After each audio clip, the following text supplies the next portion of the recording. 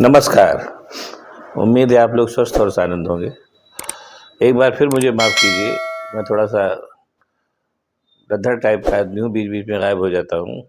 लेकिन बहरहाल स्नेह बनाए रखिए, अब धीरे-धीरे अपने आप को मैं सुधार भी रहा हूँ।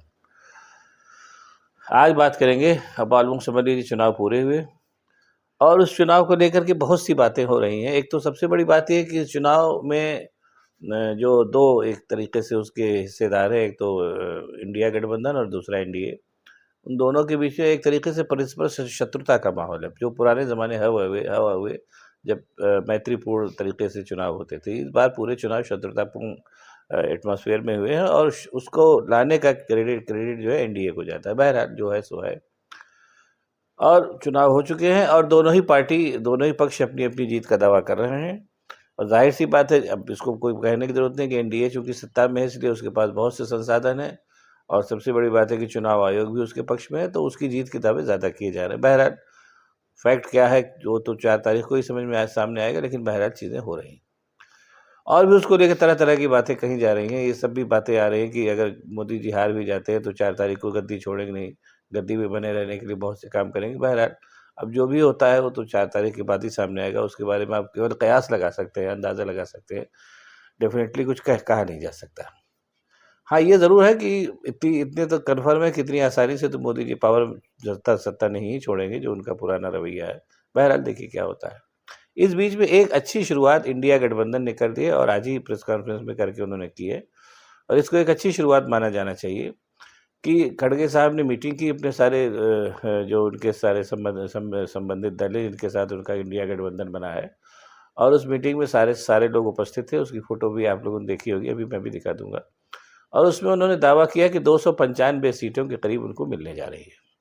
ये एक अच्छी बात है कि उन्होंने कहा कि ये मैं आपको ये बता रहा हूँ कि जो कुछ हमारे पास सूचनाएँ हैं और हमारे अपने सोर्सेज़ से सूचनाएँ हैं, उसके बाद 295 सीटें हम लाने जा रहे हैं। ये एक बहुत अच्छी शुरुआत इसलिए है कि पार्टी ने खुद ही कह दिया कि वो 295 सीटें ला रही है। अब उसके अलावा एग्ज़िट पोल वो सब जो होगा तो सब बाद में देखा जाएगा। बहरहाल इस बात को कॉन्फिडेंटली कहना कि हम 295 सीटें ला रहे हैं, यानी उन्होंने अपनी तरफ से ये चीज़ डिक्लेयर कर दी कि 295 सीटों पर उनका आकलन है और वो जीत सकते हैं। वो जीते या ना जीते वो एक अलग बात है। ये तो हुई एक अच्छी शुरुआत जो खड़गे साहब ने की है और उसमें सारे लोग शामिल थे, जैसे मैंने बताया। हो सकता है आप लोगों ने देख भी लिया उसको। ये तो हुई एक बात। अब सवाल ये पैदा हो रहा है कि कौन-सी पार्टी सत्ता में आती है और कौन-सी नहीं आती है। अब इसमें ये वाले चुनाव जो हैं, इसमें मैंने बताया कि ये चुनाव कई मामलों में अभूतपूर्व माने जाएँगे। पहली चीज़ तो ये है कि जनता जो है इमरजेंसी के बाद जब पहली बार खुल के सामने आई थी, लगभग उसी तरीके से खुल के सामने आई है। लगभग अब वो बार-बार इस बात को कह रहा है कि परिणाम क्या होता है, क्या नहीं होता है। इमरजेंसी के बाद तो कांग्रेस का सफाया हो गया था, अब यहाँ एनडीए का सफाया होता है या नहीं, मैं नहीं कह सकता। और दूसरी चीज़ मैंने एक चीज़ ये भी देखी और मैंने ऑब्ज़र्व किया, पता नहीं किस हद तक मैं सही हूँ, किस हद तक नहीं सही हूँ, कि बातें तो तरह-तरह की जा रही हैं, लेकिन डिसाइसिवली कोई नहीं कुछ कह पा रहा है। ऐसे जो बड़े-बड़े धुरंधर हैं, उनको मैं यूट्यूब पे देखता रहता हूँ, वो भी कोई ये बात नहीं कह पा रहे हैं कि डिसाइसिवली कि ऐसा होने जा रहा है। वो इफ एंड बट्स के साथ अपनी बातें कह रहे हैं। एक सबसे बड़ी बात है कि आपको अगर आप कॉन्फिडेंट हैं और आपको एक म म लगता है कि हमारा आकलन सही है, तो कहना चाहिए कि भई ये डिसाइसिवली मेरे हिसाब से इतना आने जा रहा है। नहीं आए वो तो एक अलग बात है, आदमी सोचता है, उसके 20 से कारण दिए जाते हैं।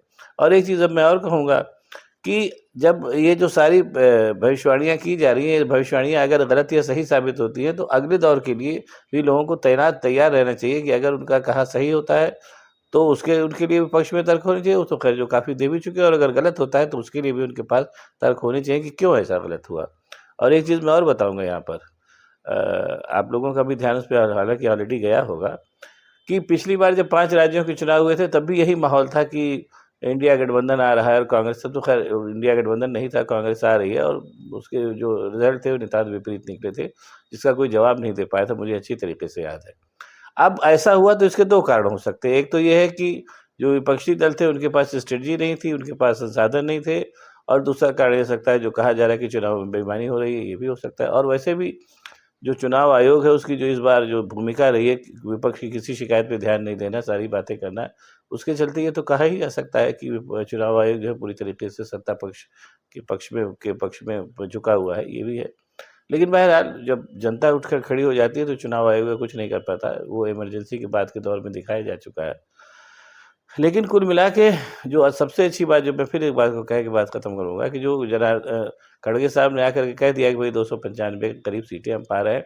अब अगर वो नहीं पाते हैं तो वो ज़ाहिर-सी बात है कि जिस तरीके से ये इंडिया गठबंधन चला है, अगर वो नहीं पाते हैं तो उनके पास इस बात को कहने के लिए भी आवश्यक तर्क होंगे कि उनको क्यों नहीं 295 सीटें मिली, या फिर वो बताएँगे कि किन क्या नाम है बेईमानियों की वजह से या किन कारस्तानियों के चलते उनको 295 सीटें नहीं मिली। तो ये एक तरीके से एक अच्छी शुरुआत होगी, जीते चाहे कोई भी, कि कैसे क्या होता है। और रह गई बात एनडीए की, तो वो तो कह ही रहे हैं, वो तो शुरुआत ही उन्होंने 400 सीटों से की थी कि 400 पार हम जा रहे हैं। तो खैर इतना तो कहा जा सकता है कि 400 पार तो वो कहीं से नहीं जा रहे हैं। हाँ, वो एक अलग बात है कि कितनी सीटें पाते हैं, क्या करते हैं। और एक बात मैं फिर कहूँगा, फिर मैंने पिछली बार भी कही थी, कि अगर सीटें कम आने के बाद जोड़-घटाव करके मोदी जी अपनी सत्ता लिप्सा में फिर से तीसरी बार प्राइम मिनिस्टर बन जाते हैं, तो वो अटल बिहारी नहीं हैं, और उनका जो पूरा का पूरा जो तरीका है वो डिक्टेटोरियल है। उस डिक्टेटोरियल तरीके के साथ वो गठबंधन की सरकार नहीं चला पाएँगे और अपनी ही क्या नाम है छीछा लेदर कराएँगे। ये कह कर के मैं बात को ख़त्म कर रहा हूँ। अब आप लोग देखिए, आज तो 1 तारीख हो ही गई, 4 तारीख आने में बहुत देर नहीं है। देखिए क्या होता है, सामने देखना दिलचस्प होगा।